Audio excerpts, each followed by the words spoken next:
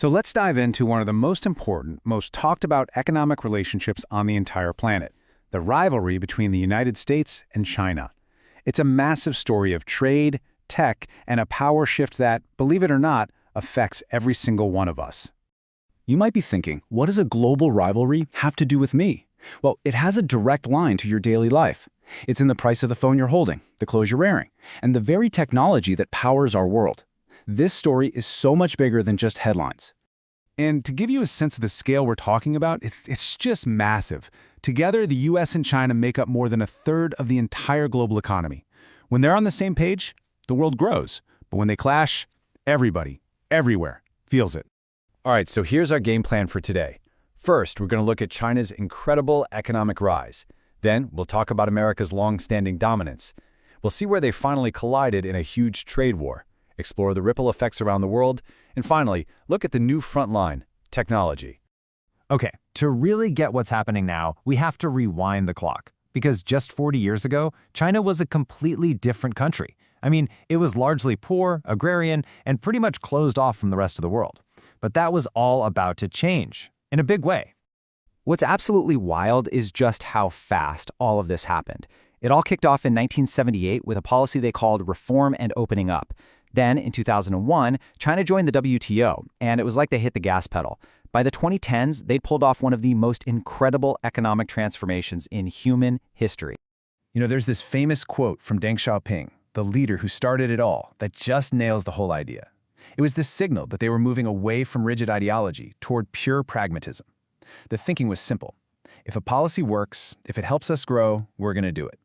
And that mindset unlocked everything. So you take that practical mindset, you combine it with a huge labor force, and boom, China becomes what we all started calling the world's factory.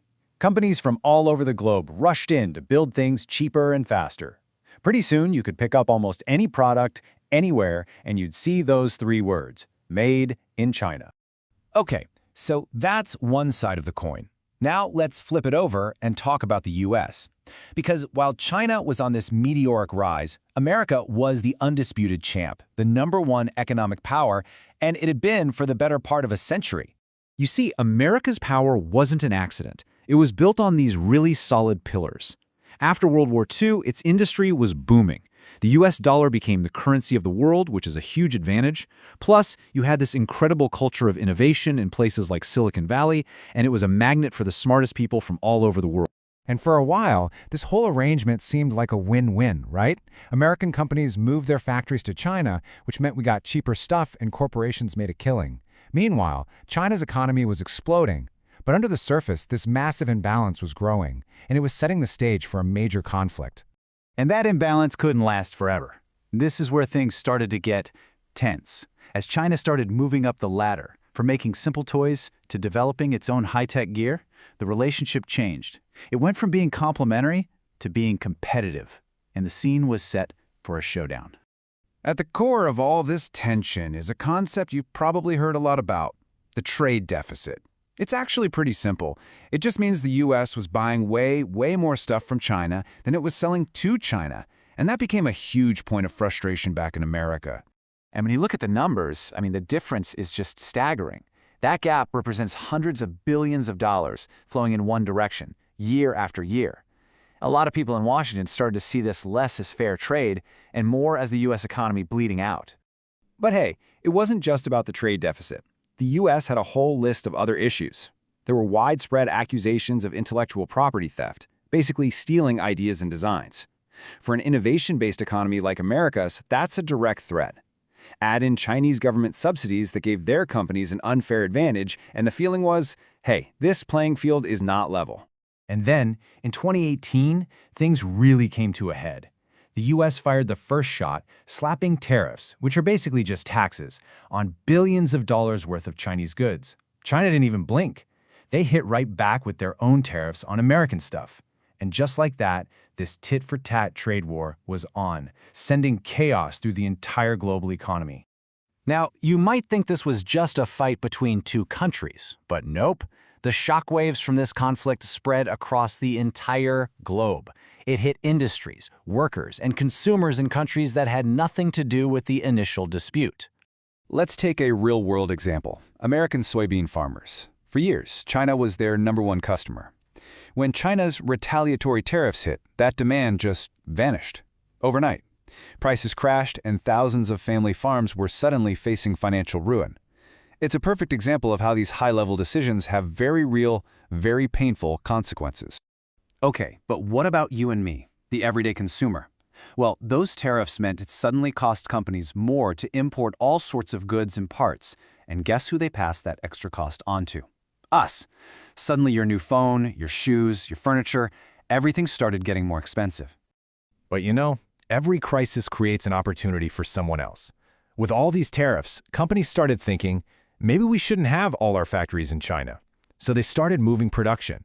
And countries like Vietnam, Mexico, and India saw this huge surge of investment, which created jobs and really boosted their economies. It was a massive, unintended redrawing of the global manufacturing map. Okay, so that brings us pretty much up to today, because the fight isn't just about soybeans and tariffs anymore.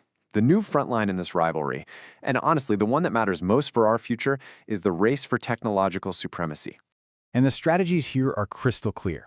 The U.S. is playing defense, trying to protect its long-held tech lead, especially in designing the most powerful computer chips. China, on the other hand, is on offense. Its Made in China 2025 plan is all about becoming self-reliant and dominating the technologies of the future, like 5G and artificial intelligence. We're talking about the real battlegrounds of the 21st century.